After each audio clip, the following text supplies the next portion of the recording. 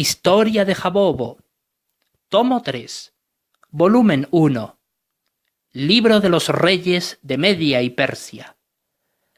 Capítulo 31. Reinado de Artajerjes II. Y éste colocó sobre la gobernación de todo Judá al sumo sacerdote Eleazar, el sucesor de Simón I, y este sucesor de Onías I, el sucesor de Jadúa. Para aquellos tiempos también murieron los padres de Asur-Jerjes. Y Artajerjes II, el rey de Medo-Persia, reinó durante 45 años. A su hermano Ostanes le concedió la gobernación de una satrapía influyente del imperio por ser él hijo de su padre Darío.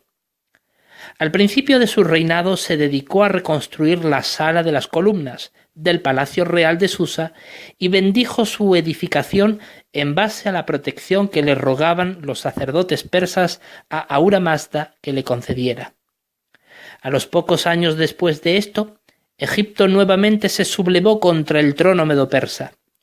En Menfis, Tebas y Siene, los egipcios escogieron a su nuevo faraón tras asesinar al sátrapa persa que allí gobernaba.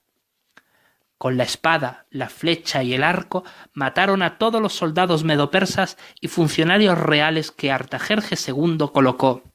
En franca oposición al imperio lucharon los egipcios y lograron expulsar de Egipto a los persas.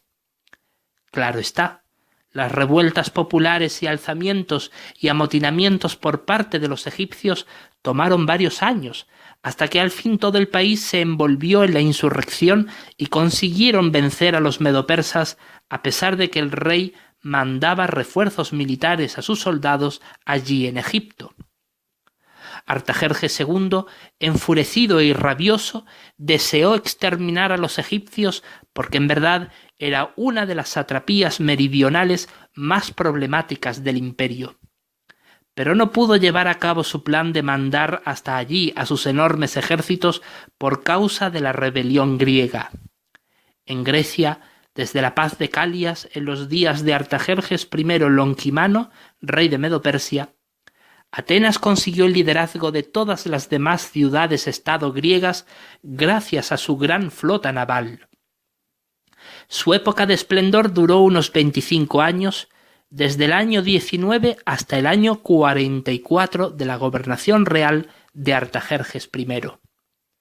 Durante ese tiempo se produjeron las obras de arte y arquitectura más famosas de todas, pues se erigieron hermosos edificios públicos y templos, como el Partenón, el templo de la diosa Atenea, y el Erecteion.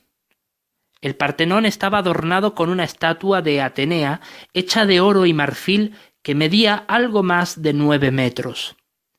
También se produjeron brillantes logros en la literatura, el arte y la filosofía.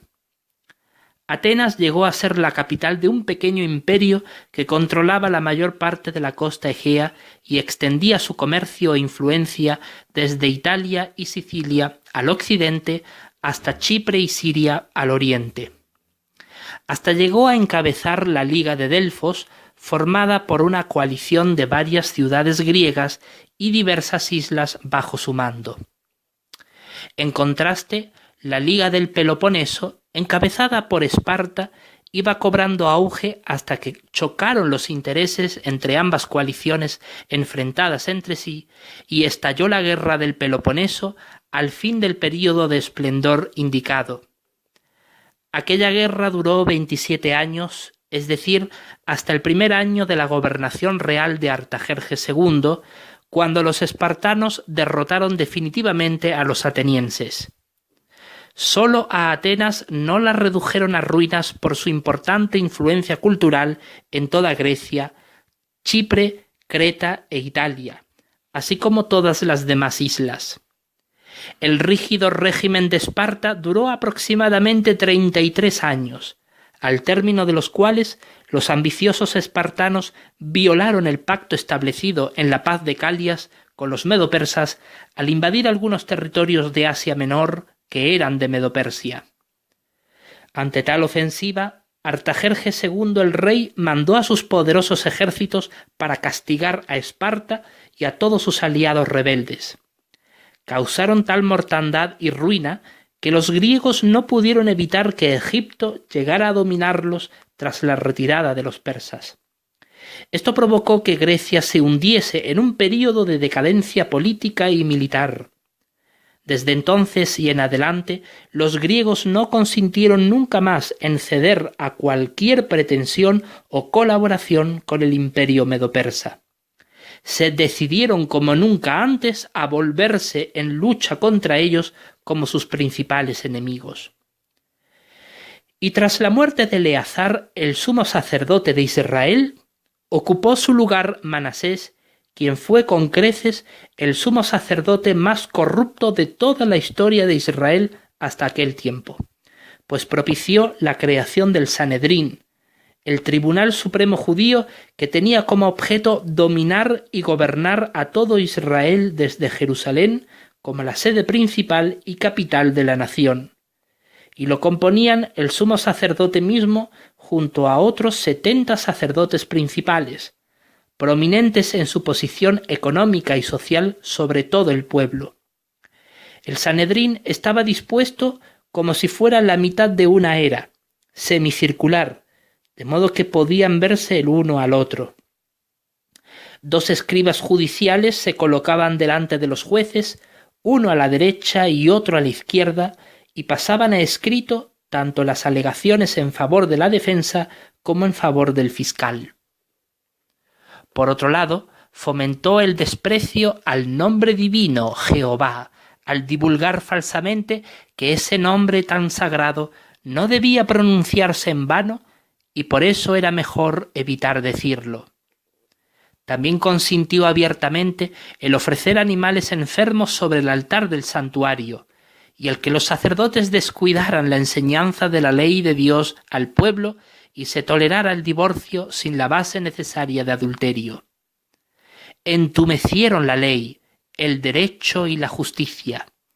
Sus sucesores fomentarían la implantación de impuestos abusivos para extraer riquezas injustas al pueblo entero. Tras Manasés le siguió Onías II, quien toleró desvergonzadamente el matrimonio entre judíos y extranjeros. Y fue durante su mandato que llegaron a Jerusalén importantes grupos de esclavos y libres de origen persa y griego para morar en Jerusalén, y algunos de ellos sí se hicieron prosélitos judíos, pero otros no. Y todos sin excepción entrelazaron sus estirpes en matrimonio con los judíos. Pero como Asur-Jerjes era adorador fiel y leal de Jehová, y por eso él lo bendijo con muy larga vida, se llegó a casar con una prosélita judía de origen griego, llamada Olimpia, tal como su madre adoptiva también se llamaba. Y cuando Asur-Jerjes contaba con 110 años de edad, su esposa Olimpia, quien era 85 años más joven que él, le dio a luz un hijo a quien pusieron el nombre de Olimpio. Y esto sucedió en el año 34 del reinado de Artajerjes II. Para aquel tiempo, aquella familia había prosperado mucho en sentido económico y Asur-Jerjes era conocido en toda Jerusalén por su próspero negocio de telas y ropas.